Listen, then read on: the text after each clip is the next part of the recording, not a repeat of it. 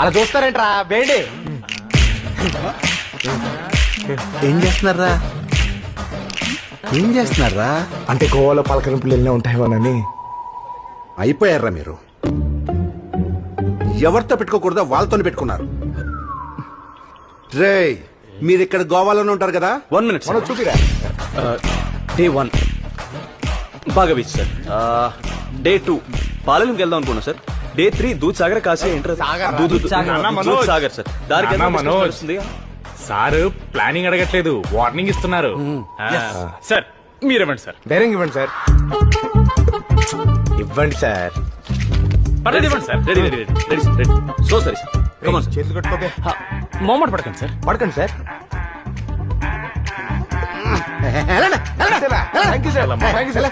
Padara. Thank you sir.